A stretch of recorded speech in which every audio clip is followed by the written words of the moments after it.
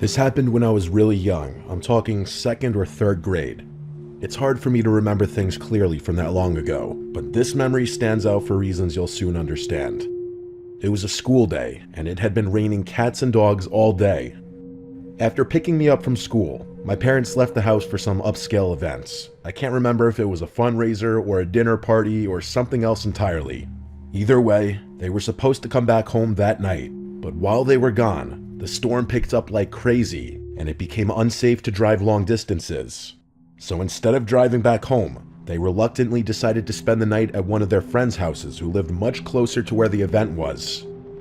I remember them calling me on the house phone and repeatedly apologizing for leaving me there by myself, even though I insisted that I wasn't even hungry and I'd be fine. My mom gave me a list of things to do before bed. Lock all the doors and windows, keep at least one house light on, make sure all the blinds were closed, typical stuff. At the time, I didn't understand why they were making such a big deal about everything. I wasn't quite old enough to realize how important it was to not leave kids my age home alone. In fact, I was actually kind of excited to have the place to myself. It meant unlimited candy and no bedtime. I obviously didn't have a TV or any kind of screen in my room, so I stayed downstairs in the living room watching TV on the couch. I told myself I'd do all that stuff my mom had requested right before going to sleep, since I was planning on staying up all night anyway. But at some point later in the night, the sugar crash got to me and I accidentally fell asleep. No surprise there. I don't remember exactly what time I ended up waking up, but it was late enough for the TV to have gone into sleep mode, so 3 hours minimum. I distinctly remember being much colder when I woke up. Nothing too out of the ordinary. I mean, temperatures drop at night, but the difference was significant enough for me to instantly make the connection, even at that young age. I thought about just curling back up and going back to sleep, but then I remembered the list my mom had given me. Even at that age, I knew she'd find out if I didn't do it, and I really didn't want to get in trouble after she trusted me to stay home alone. So I forced myself off the couch and went to check the windows and doors. I went around and did everything she asked. Locked the front and back doors, closed all the blinds, checked the windows, even the light. Everything was shut tight, which confused me a little because the house still felt way colder than it should have. I even put my hand against a couple of the windows to make sure they weren't cracked open or something, but they were all sealed. I figured maybe the storm knocked out the heater or something, and I didn't think much more about it. That explanation made sense to me at the time, and I was so tired that I couldn't devote more energy to thinking about the heat. So I headed upstairs to my room, ready to crawl into bed and forget about it. When I got to my room, I finally realized just how bad the storm had gotten. Our living room is tucked into the center of the house, so I hadn't really been able to appreciate the storm from down there. My childhood bedroom has a big external window though, so I could hear everything. The rain was slamming against the glass like it was trying to get in, and every minute or so there was a burst of lightning followed by a deafening clash of thunder. I wasn't scared of storms at that age, but I do remember being concerned that a tree was going to fall on the house. That's probably why I had trouble falling back asleep, even though I had been dead tired not even 20 minutes prior. As I was lying there, trying to fall asleep, I started picking up on these odd sounds. Every so often, there were these weird creaking sounds, like shifting wood. Thing is, the entire floor is carpeted, so it couldn't have been coming from my room. At first, I thought it was a tree swaying in the wind, but the sound didn't quite fit. Even then, I knew the general sounds associated with thunderstorms. This definitely wasn't one of them. It started bothering me after a while. For whatever reason, it wasn't the storm keeping me up. It was that stupid sound. I couldn't take it much longer, so I sat up and looked around the room, not really sure what I was looking for. I listened, trying to drown out the sounds of the storm and focus in on the creaking. Lightning flashed, illuminating the whole room. Everything looked normal, but my eyes were drawn to the only wooden thing in the room, the closet. The room went dark again, and I sat there perfectly still. About a minute later, lightning flashed again, and my room was once again lit up for just a split second. And in that split second, I saw something that made me choke. The closet door was slightly ajar. It had been closed before, I was 100% sure of it. Something had opened it. There was something in my room. I didn't scream, I didn't speak, I didn't even think. I just got out of bed as quietly as I could and walked out of the room. That walk from the bed to the door felt like a 500-mile, 5-year journey. I immediately went downstairs and hid under the dining room table. Then, and only then, I started crying. I didn't know what else to do. There was someone in my house, in my room, and my parents were too far away to help me. I'm not sure how long I stayed under that table, but at one point, I heard footsteps walking down the stairs. I held my breath, knowing that any sound I made could have ended my life. They weren't normal footsteps. It sounded like whatever it was jumping and pinballing down the stairs. The footsteps got closer. They were approaching the dining room table like they knew where I was hiding. I can't tell you how scared I was. I really thought I was gonna die. And then, from under the table, I saw them. I couldn't see their upper body, but two bare feet walked into view. Two nasty, wet, and muddy legs that were tinted yellow.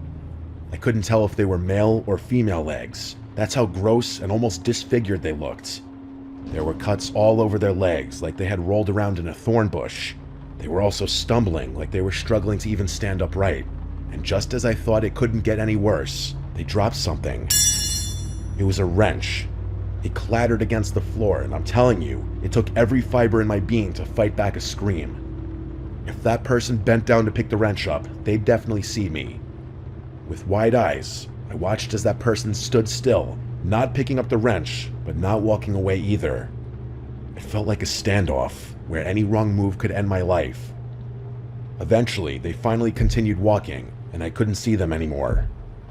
I listened as the chaotic footsteps stomped and stumbled around my first floor for what felt like an eternity. And then, finally, the front door opened and shut. They were gone. I stayed hidden under that table for a long time after that. Part of it was fear, but another part of it was what I can only describe as trauma. I just remember being shaken and scared. I was at the ripe age where I understood how dangerous the situation was, but not old enough to know how to deal with it. The rest of the night was kind of a blur. I picked the wrench up off the floor, not wanting my parents to find it the next morning. After making sure the front door was locked, I slunked back upstairs, crawled into bed, and fell asleep. Everything went back to normal after that. For whatever reason, I was terrified to tell my parents. I didn't want them to find out I hadn't locked the doors and done everything they had asked me to do, so I just kept the whole thing to myself. It wasn't until several years later that I told them the story, and it actually took some convincing for them to believe me. Looking back, not telling them the moment it happened was an awful decision, since there was nothing that could have been done about it so far removed from the incident. If I'm being frank, this experience traumatized me for basically the rest of my childhood. I slept with a nightlight from then on, and I developed a fear of the dark that didn't go away for a long time. I still have trouble explaining what happened that night, but I learned my lesson. Lock your doors at night.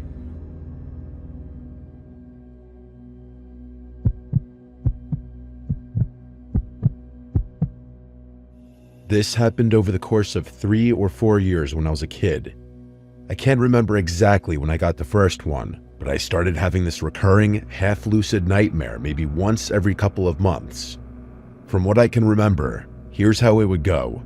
I'd be lying down in bed, only the view wasn't from my first-person perspective. Instead, I'd be looking down at myself from the ceiling, like I was viewing my own bedroom through a security camera feed. The out-of-body dissociation always freaked me out. I'd try to float or swim towards my body, but I was never able to move beyond swiveling my head to look around the room. I was half lucid, so I knew it was a dream, but that didn't make me any less scared. After calming myself down, I'd start noticing strange things about my bedroom. For one, the digital clock on my nightstand would always be counting in reverse. That was typically the first strange detail I'd notice. And once I noticed that, I'd start seeing other weird stuff. There were these drawings taped to random spots on the walls and dresser, like crayon drawings you'd expect from a kid my age, but I had no memory of ever making them. I wasn't the type of kid who ever drew much, so it wasn't like I had just forgotten about them. They always showed the same thing, a row of people holding hands, all smiling, with one smaller figure who I can only imagine was me. They were always standing in front of a house with a blue roof, but I can't remember much more about the drawings than that. The other detail about the dreams that still sticks out to me is an old toy train of mine that was always sitting in a different spot on my bedroom floor, which was significant because I had lost that particular toy years prior. Anyway, after analyzing my room for a bit, I'd get this unexplainable urge to look out my bedroom window. I'd glance over, and as if it were on cue, a man would appear just a few inches from the glass. He had short gray hair and what looked like a cut on his left temple. That's honestly all I can remember about his face. He would watch me sleep for a few seconds, then start clawing at the window like he was trying to open it from the outside. That's usually when I woke up. Sometimes I immediately ran to the window, and sometimes I was too terrified to even move. But I always ended up checking one way or another. I don't know what I thought I'd find. Maybe claw marks or a smudge from where his hand had been. But there was never anything there, or anyone for that matter. After the fourth time it happened, I finally told my parents. My mom told me that recurring dreams weren't that rare, especially at my age, and my dad chimed in to remind me that they were always just one room away if I ever felt scared. I nodded and acted like that helped, but it didn't. Not really. My dad could tell I was still scared, so he took me by the hand and explored the exterior of the house with me. There was no indication that anyone had been there. No footprints, no smudges on the window, nothing. Even so, that didn't calm my nerves as much as you might think. Keep in mind, this was about 1 year in, so I was having this dream roughly once every 3 months. It wasn't happening every night, not even close, but having the exact same dream 4 times definitely means something, which I knew even at that age. But after that 4th dream though, they just stopped. For a while at least. I went nearly 6 months without a single episode, and at some point, I let myself believe it was over. It all just kind of faded into the background, the way childhood fears tend to when life gets more normal. But then it came back. I have no idea what triggered it, but one random night I had the dream again. Everything was exactly the same as I remembered. The clock, the drawings, the train, everything. But there was something different about that dream that was scaring me twice as much as the earlier ones had. I couldn't figure out what it was. Everything was following the exact same chain of events. But then, as I was looking around the room, I realized what it was. My bedroom window was open. As soon as I saw that, I woke up.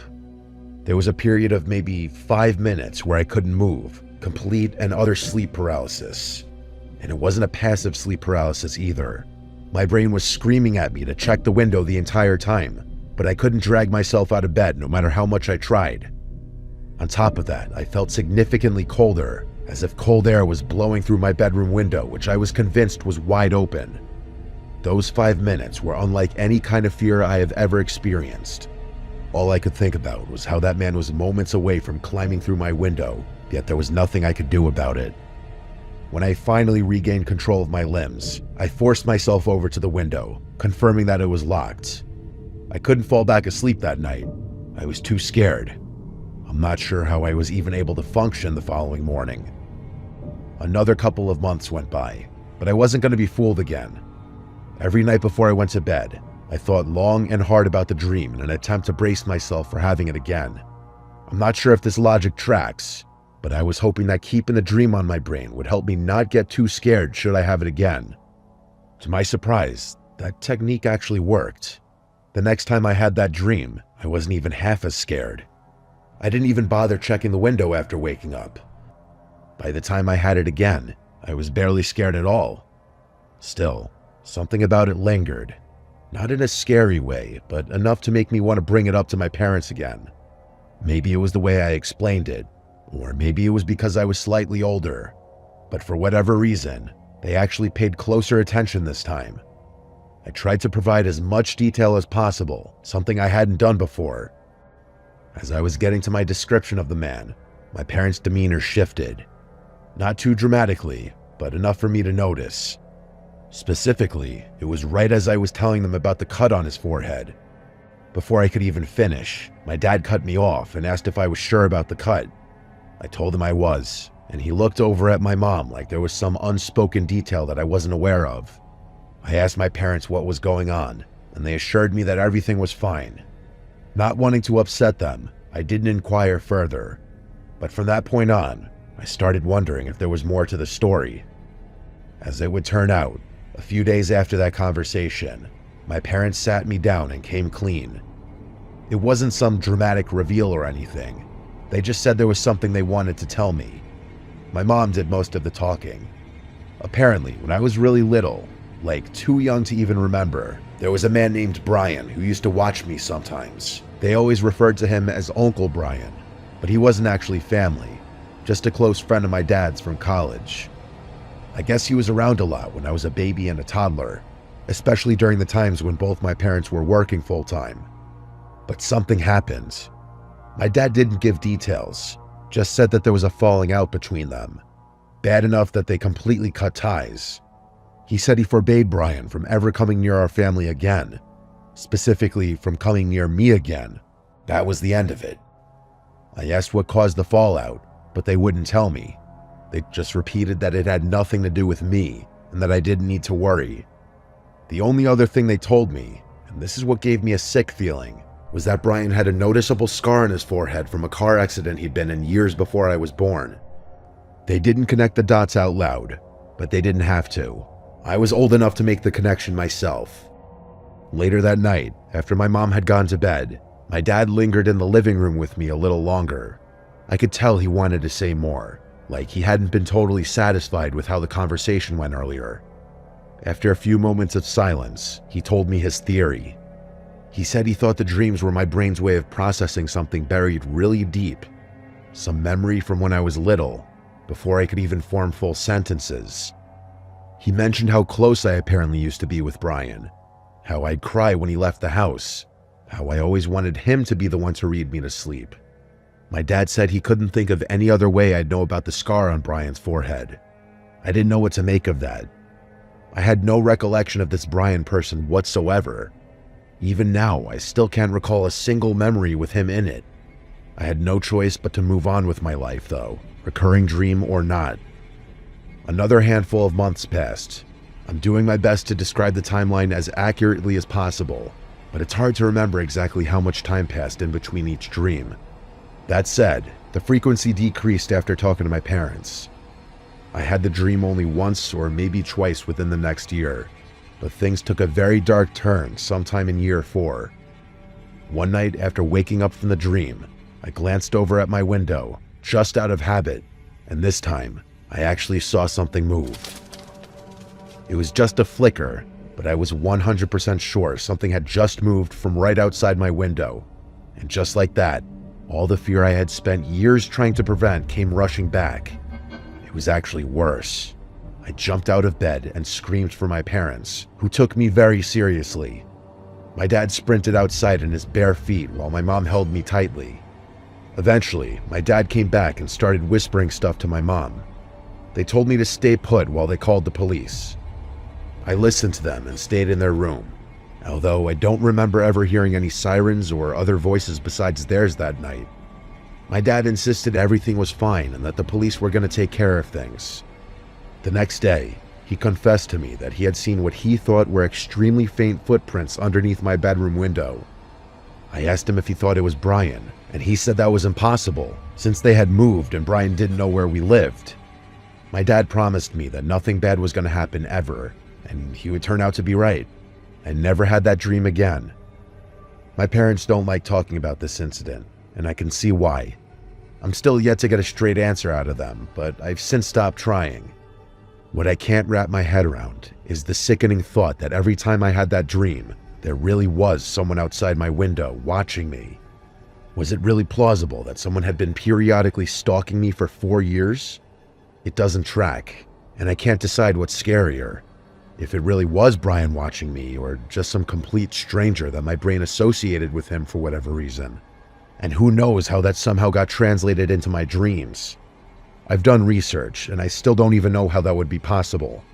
Maybe he was making a noise or something, and my brain picked up on it. I really can't say. What I can say is that I'm 95% sure my parents never called the police that night. That's something I will likely never get an explanation for.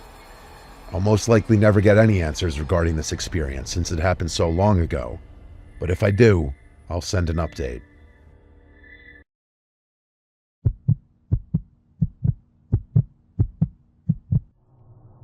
This happened a couple of years ago, right before school ended. It was the last day of 8th grade. It was exactly what you'd expect on the final day of middle school. Excitement and bittersweet goodbyes. Everyone was running around, scribbling signatures and cheesy messages in each other's yearbooks. My middle school was huge, easily over 1,000 students, so to keep things manageable, the teachers collected our yearbooks and passed them around to different classrooms, making sure everyone who wanted to got a chance to sign. I'm sure you could see how that could create problems. Anyone who wanted to could write whatever they wanted in anyone's yearbook. The teachers tried their best to prevent things from getting out of hand, but I knew a few kids who wrote some mean messages to people they didn't like. At the end of the day, when I got my yearbook back, I flipped through the pages eagerly, reading all the goofy notes from my friends. But as I scanned the pages, something caught my eye. There was a signature below the face of someone I had never seen before. His name was Samuel Robinson III, a name I'm going to remember for as long as I live. The message he wrote was short, simple, and honestly a bit unsettling. It read, "Hags, I'll be seeing you again." I stared at the page, confused out of my mind. I'd never even spoken a single word to this Samuel kid. It wasn't like there was anything I could do about it, though.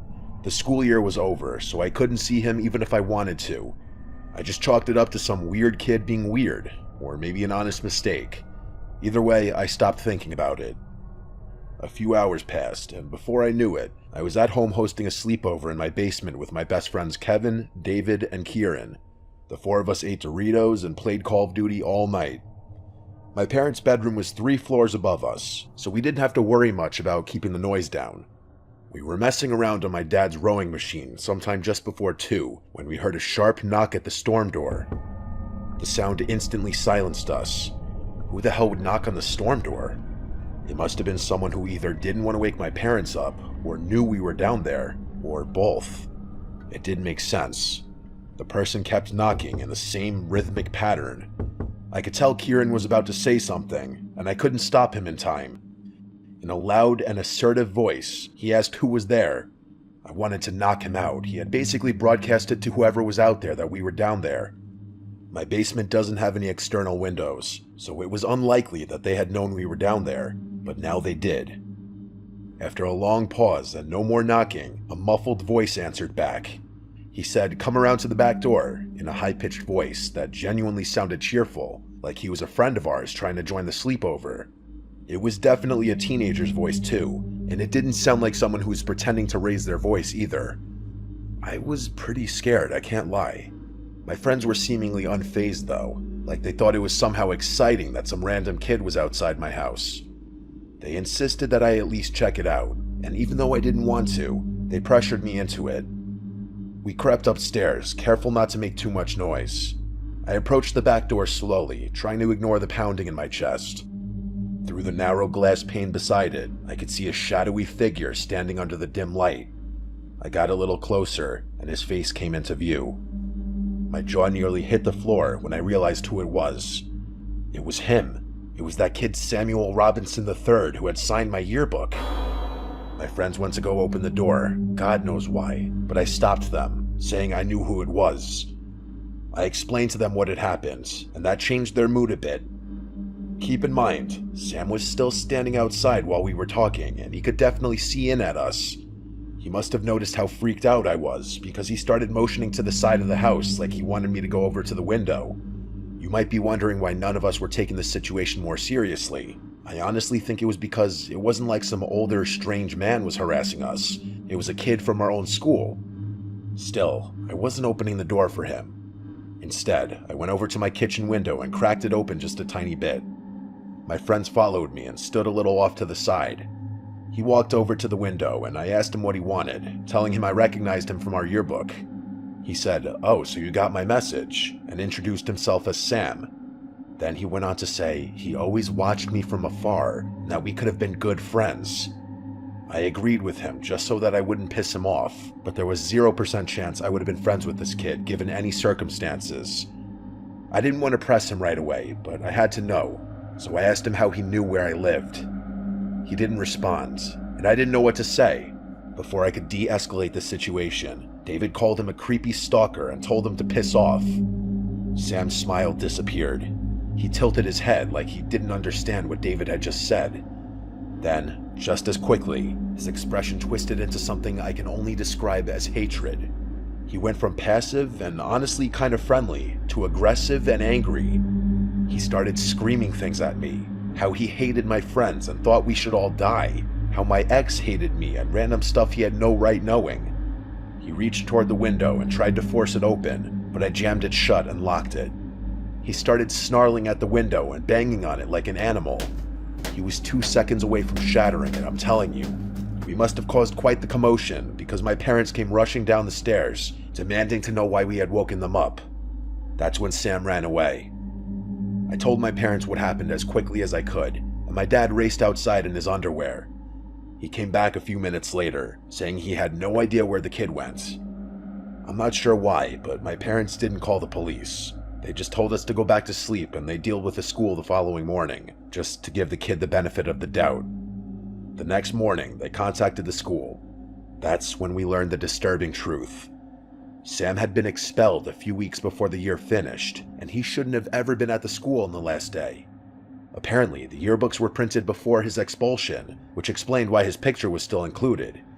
That meant he had snuck into the school somehow just to write me that message, which freaked me out beyond belief. Despite working with the school to find out more, nobody could track Sam down.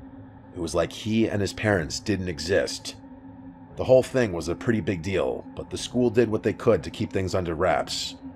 To this day, I still have no idea how he knew where I lived. That's what freaks me out the most.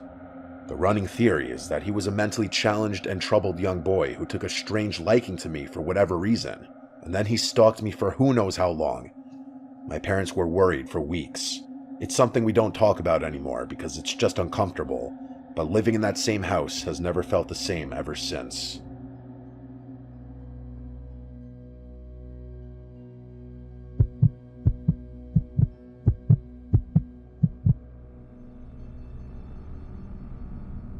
This happened a decent while ago, back when I was 22.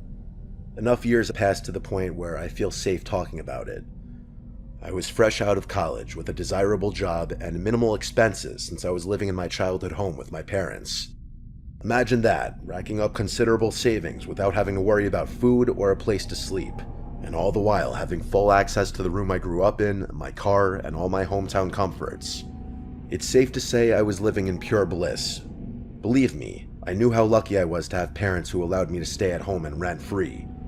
I know a lot of people don't have that option, so it's something I never took for granted, but not everything was as stress-free as you might think. What I'm about to tell you happened not even 1 month into my time back at home.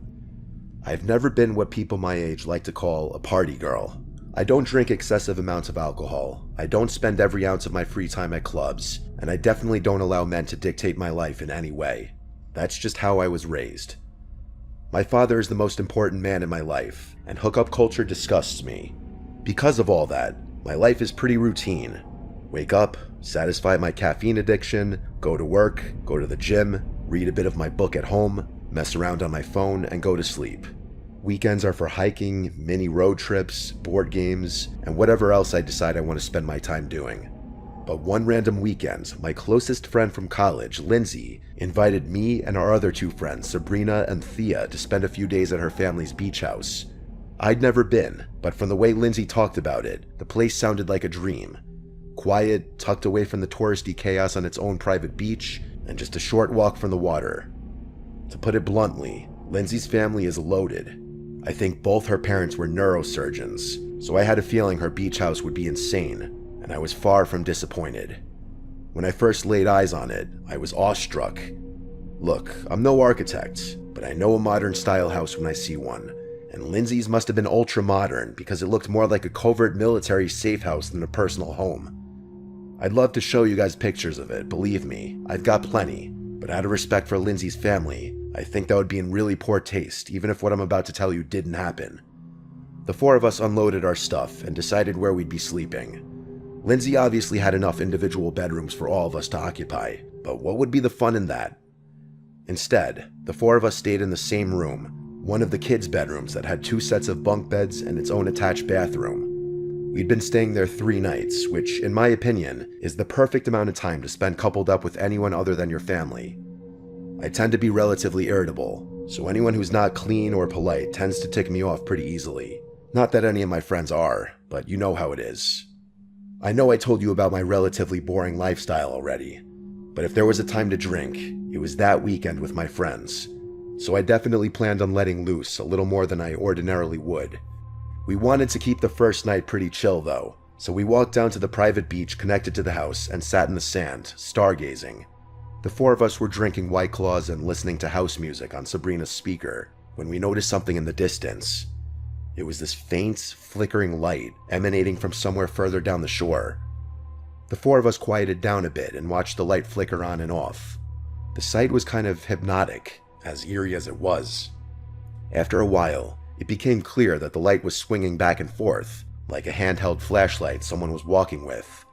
And soon after, we realized that's just what it was.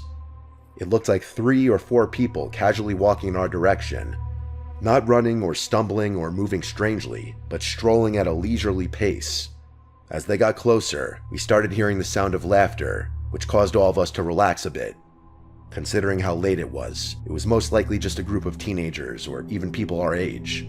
They must have noticed us because at some point, one of them yelled out hi in a friendly voice. It was a guy's voice, and he sounded around our age. Thea yelled back, and we made some small talk while they made their way over to us. As they approached, we could see that it was a group of 3 guys who looked maybe a year or 2 older than we were.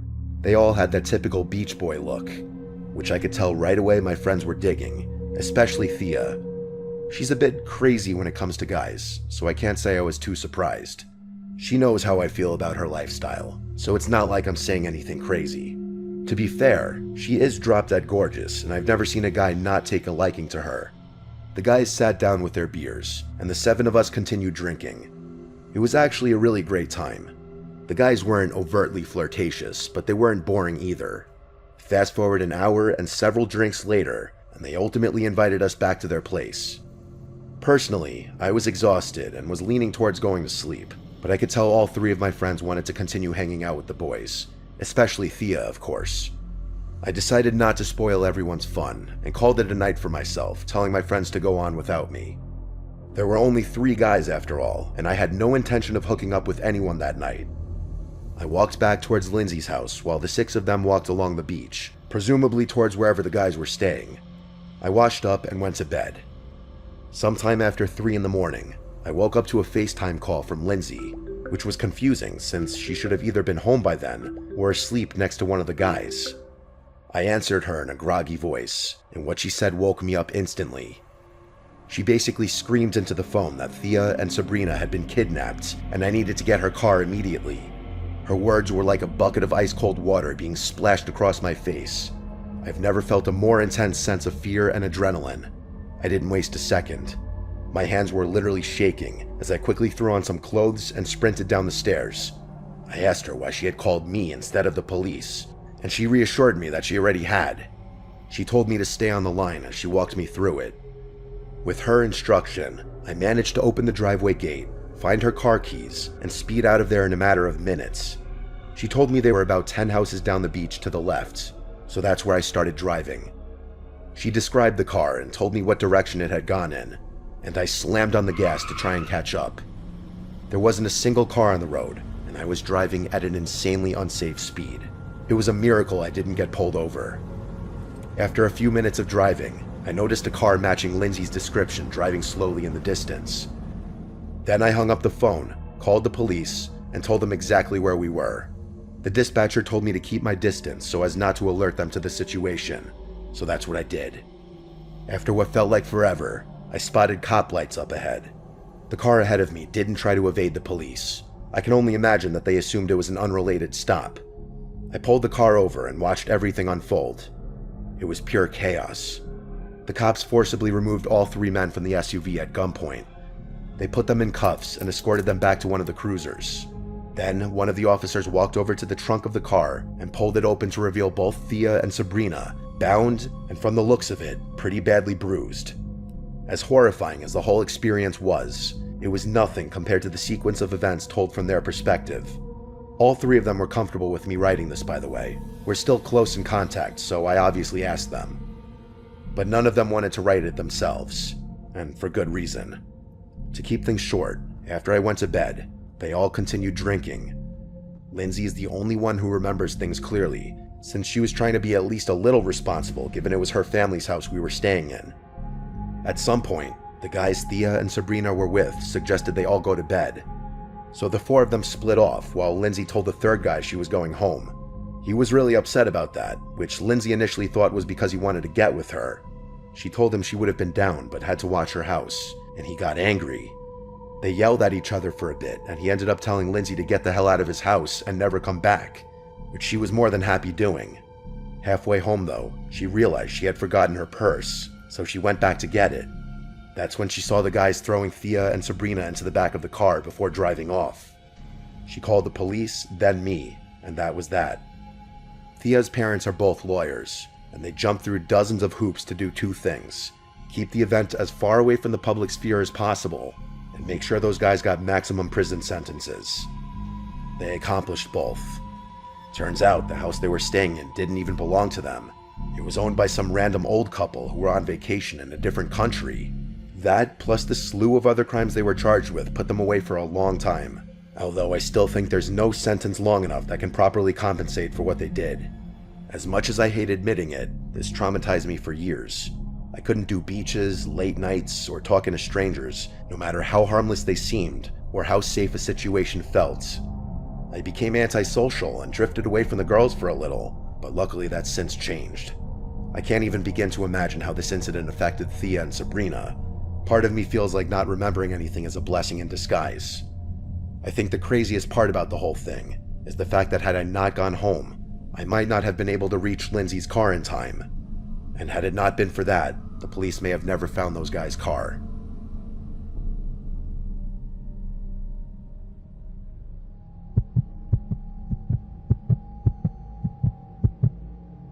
This happened just last year. My buddy Jimmy is pretty involved and well connected within the music community. By music community, I'm more specifically referring to the dance/electronic music scene all along the East Coast, predominantly New Jersey and New York. It's actually pretty impressive what he and his team have been able to accomplish in just 2 years. The general gist is this: their company hosts what they call events at high-profile venues, typically the most well-known club or party space in whatever city they happen to be in. Then they outsource the talent, which, mind you, is typically a very well-known and sometimes borderline famous DJ. I'm not too involved or invested in that scene, so I'm not exactly sure who they've gotten to perform, but I will tell you that there have been some huge names in the mix. But enough context. Jimmy and I go way back. I'm talking 20 plus years. I've basically known him my entire life, and he's been my best friend for damn near most of it. Because of that, he lets me, along with a bunch of our other hometown friends, come to his shows for free and hang out with the talent in the VIP section. It's actually really cool, and something I wish I expressed my gratitude for more often. Jimmy was scheduled to host a huge event the weekend of July 4th on the Jersey Shore. It was going to be their biggest one yet, and all our mutual friends were going.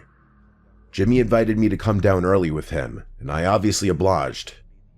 The two of us made the hour-and-a-half drive with our other friend Ryan, and we found ourselves at the venue a good 4 hours before the doors opened. Ryan and I didn't have much to do while Jimmy and his team set up, so we decided to get a bit of a head start on the alcohol consumption. Jimmy and his team were entitled to as much free booze as they desired, compliments of the venue, and Ryan and I definitely took advantage of that. By the time the first DJ started his set, Ryan and I were more than a little buzzed, to put it mildly. It was 4th of July weekend after all, so we felt like our degenerate activities were justified. Fast forward a couple hours, and Ryan and I were completely wasted. I honestly don't remember a time since then when I was that drunk, not even close. Don't get me wrong, Ryan and I are grown men, we can handle our alcohol. Throwing up, making fools of ourselves wasn't the issue though. It was genuinely just the problem of having lower impulse control and worse decision making. But either way, we were having a great time, at least from what I can remember. The event was winding down, and it was getting to that point in the night where you either figured out how you were getting home, or who you were going home with, or both. Jimmy had rented an Airbnb really close by and promised both Ryan and I a bed, so the first issue wasn't a concern. The second problem, though, that was what was on my mind. The two of us danced over to the bar and started talking to some girls we found attractive, and before long, we had figured out who we were going to spend the rest of the night with. Neither of us are Calvin Klein models, but we're both above 6 feet tall. For whatever reason, the vast majority of guys who hang around the Jersey Shore are usually shorter than average, so being tall is an even bigger boost than it usually is. And for whatever reason, that seems to be the main attribute most girls on the Jersey Shore seek out. Not looks, not build, not intelligence, but height. Don't ask me why. The Jerseyan female mind is still something I have yet to comprehend. I'm probably botching their names, but I'm fairly sure the two girls introduced themselves as Gianna and Marcela. Us meeting them coincides with where my ability to recall events precisely becomes a bit hazy, so there may be gaps in the story from here on out. From what I can remember, it was actually Marcela who suggested we all leave together and continue to party elsewhere, which Ryan and I weren't going to argue with. Gianna handed the two of us a drink and insisted that we get on their level before heading out, even though we had both probably consumed the fluid equivalent of her body weight in alcohol already. I know that whole dynamic. Girls getting guys drinks sounds a little unorthodox, and it is, but these girls were clearly wealthy given how they were dressed. After downing the drinks, the four of us started moving towards the venue's exit. The moment we stepped outside, Marcela suggested we go back to her place, which was pretty close by and also right on the beach. Her saying that actually surprised me a little. I was fully anticipating going back to our Airbnb, considering the guys were usually the ones to host in situations like this. But both girls insisted that Marcela's beach house was definitely nicer than whatever inland Airbnb we found for the night. She had a point, so I didn't argue, and neither did Ryan. We walked along the beach, talking the whole time. The girls seemed really intelligent and knowledgeable based on the conversations we had, and I remember finding it so refreshing to talk about something other than nightlife and whatever other garbage I'm used to talking to girls about for once. Not just girls, drunk people in general. At one point, I actually felt kind of embarrassed for being so drunk because I felt like I couldn't articulate myself well enough and looked like an idiot. That's when I realized I actually was feeling drunker than I had been 15 minutes earlier. But it wasn't a drunk I was used to feeling. I felt like my body was melting under my weight, as if I were going to collapse uncontrollably any second. My legs felt flimsy, almost like cardboard, if that makes any sense. Moving my limbs, mouth, and even my eyes became increasingly more difficult, and there was a moment where my extremities started feeling a little numb. But then, just as quickly as the feeling arose, it passed, back to normal drunkenness, at least for the time being. Just then, we arrived at the beach house. It was insane. I'm probably exaggerating because I was so drunk, but it looked like what I imagined a professional athlete's beach house to look like. We went inside, and after taking our shoes off, found ourselves in what I'm guessing was a living room. I say guessing because the level of opulence in there was just so foreign to anything I'm used to. It was decorative, but somehow minimalistic. Even those descriptions are opposite. There were honest-to-God sculptures on pedestals in there, but it didn't feel cluttered or overly showy, and everything on display seemed to blend right into the walls like they were just extensions of the room. I wish I had the wherewithal to take a picture, but again, my mind was elsewhere. Evidently, so was Ryan's, because not 15 minutes after stepping foot in the house, he and Marcela had disappeared somewhere in that maze of a house, which left me alone with Gianna. She leaned in to kiss me, and that's the last thing I remember before blacking out. Not her kissing me, but leaning in to kiss me. That's where everything cuts off. I don't remember feeling woozy again or drinking more or doing anything else, but there's a huge gap in my memory that spans several hours and will not come back no matter what I try.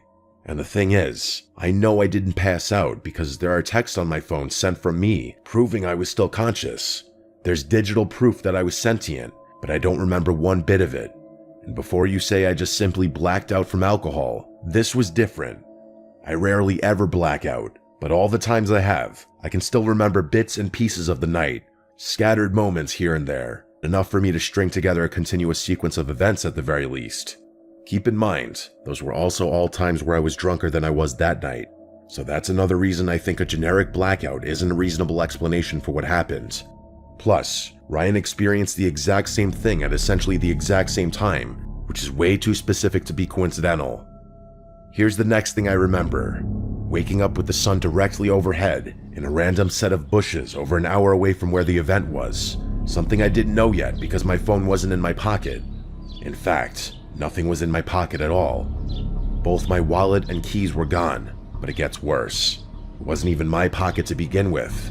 I was wearing someone else's clothes, and not Ryan's either, a complete stranger's. The only personal belonging of mine I still had in my possession was my shoes, and even those were messed up. Both shoes had the shoelaces removed and were soaking wet. My head was pounding, and everything felt disoriented, like I was waking up from anesthesia. I didn't even sit up right away. I just stared at the sky for a minute, trying to make sense of where I was. Bushes, someone else's clothes, no wallet, no phone, no keys. Based on my shoes, it was like I had been in the water recently, but it didn't smell like salt water or chlorine. The worst part about the whole thing was the blankness.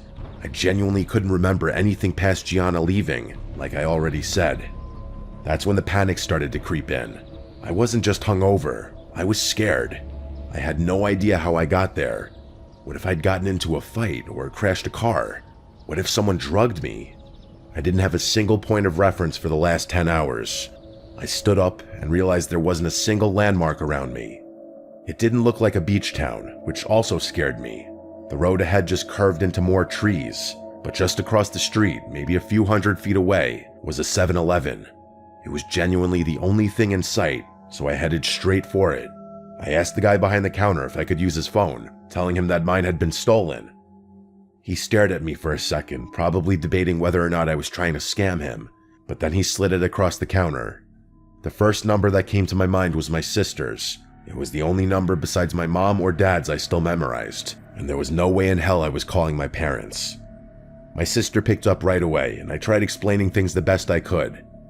She ended up giving me Ryan's number, which I ended up calling several times, but to no avail. That's when I started wondering if what had happened to me happened to him too.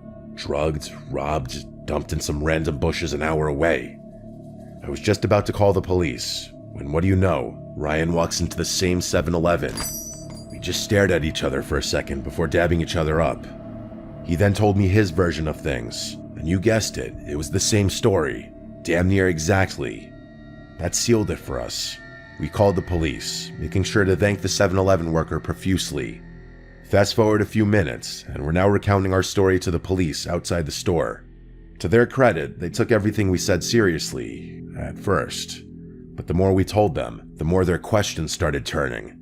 Were we sure we didn't just drink too much? Maybe we wandered off and passed out somewhere. They weren't accusing us outright, but it was clear they weren't entirely convinced something criminal happened. I told them it was unlikely we would have drunkenly wandered into a town an hour away by foot, and I don't think they liked that remark very much. I gave them my sister's number and asked them to call her. She was already tracking my phone through Find My iPhone. To all of our collective surprise, my phone was showing up in the middle of a parking lot a few minutes' drive away. The officers agreed to drive us, and sure enough, both our phones were sitting on the pavement next to each other. While it was great to have my phone back, that only affirmed the police's theory that we had just been drunk. They started saying that we probably hadn't even been robbed, that we had lost our wallets the same way we had lost our phones. We tried convincing the police to check out the house Marcela brought us to, the one she claimed was hers, but they weren't having it. They told us we were probably just too drunk and didn't remember things correctly. One of them even said, "Happens more than you think." Then they gave us their cards and told us to call if we remembered anything else. It was actually shocking how reluctant they were to even connect us to other officers that would be willing to help. They told us to find a ride home since our phones were still charged, and they just left us there. After they left, I went through my phone for the first time, and things got even weirder. There were texts sent from me to a ton of people I knew. Jimmy, my parents, a few coworkers, even some girls I had been talking to. All normal sounding stuff I might have said if I had actually had a calm, coherent night. The texts genuinely sounded like me, but from a continuity standpoint, they didn't make any sense when considered all together. One message to Jimmy thanked him for the event and said we'd crashed at a buddy's place. One to my dad said we were safe and had found a couch to sleep on. There was another to a girl I'd been texting that just said something casual, like I was hanging out at home and thinking about her. None of those texts made any sense, and mostly contradicted each other.